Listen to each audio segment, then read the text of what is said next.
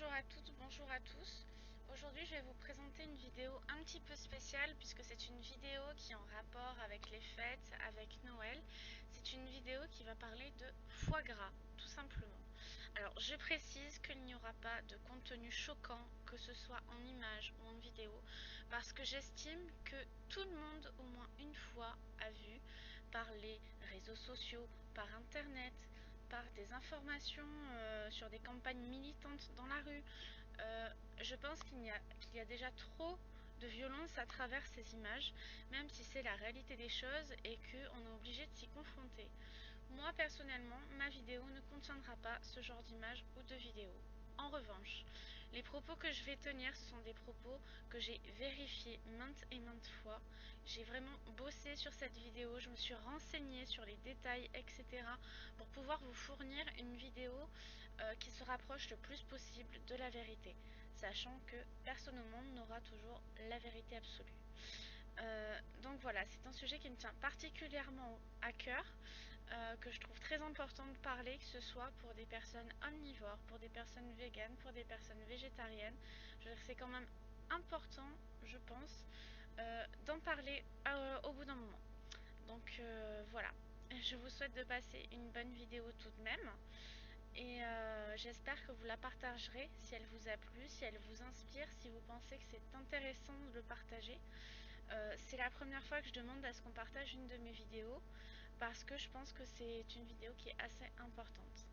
Voilà, je vous souhaite de passer de bonnes fêtes et c'est parti pour la vidéo.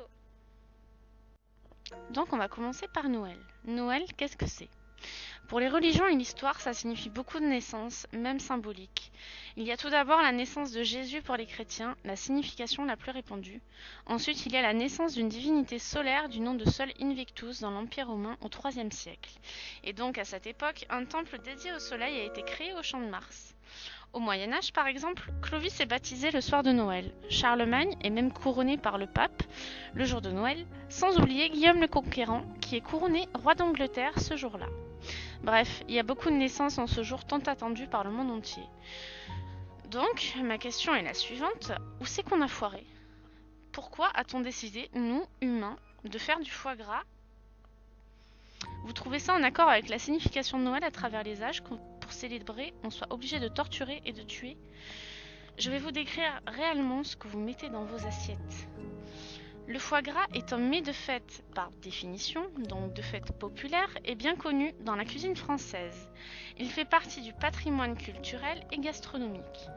La pratique remonte quand même à l'Égypte ancienne, mais dans les années 80, la France a décidé d'augmenter sa production de foie gras pour bénéfice encore et toujours.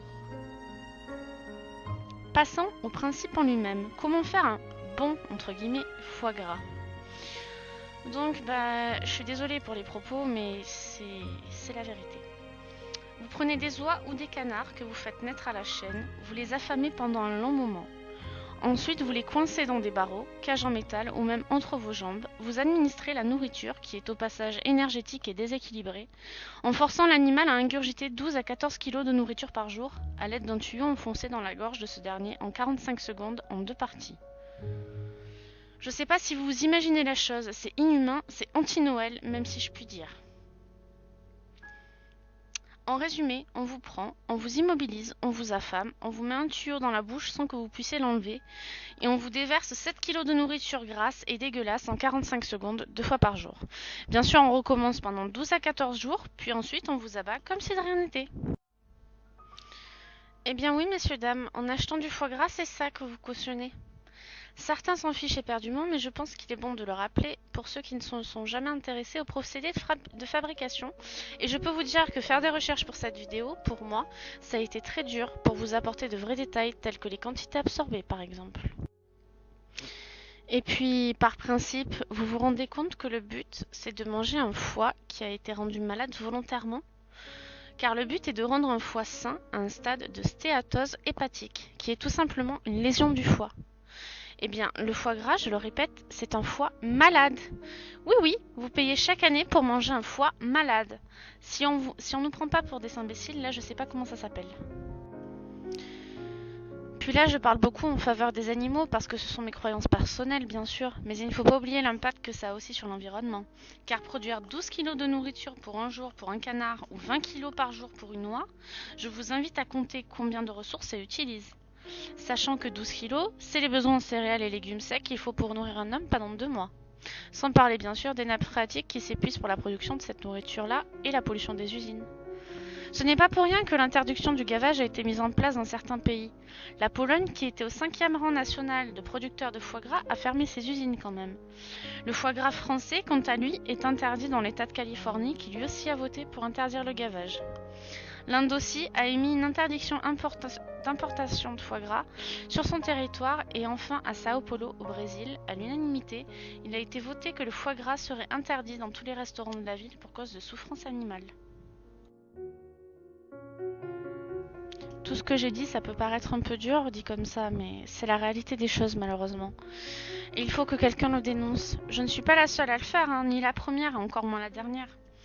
Alors je peux comprendre que pas tout le monde ne peut ou ne veut devenir végétarien, végétalien ou même vegan, mais si vous avez un peu de générosité et d'humanité pour Noël, soyez humain. Arrêtez le foie gras, ne financez pas ces horreurs. Ça sera le plus beau geste que l'on puisse faire pour Noël. Le moindre petit geste compte, il n'y a que vous qui pouvez agir. Bien sûr, je n'ai pas oublié toutes les autres horreurs faites aux animaux tout le long de l'année. Mais j'estime que d'en parler dans la même vidéo serait peut-être trop. Et puis je voudrais déjà voir l'impact de cette vidéo avant d'entamer d'autres démarches. Je vous souhaite de passer de bonnes fêtes malgré la tristesse de cette vidéo. J'espère qu'elle fera réfléchir les gens, puisque c'est le but évidemment, qu'elle aura eu un impact sur votre façon d'aimer Noël. Nous n'avons pas besoin de tuer quelqu'un pour apprécier Noël, ne l'oubliez pas.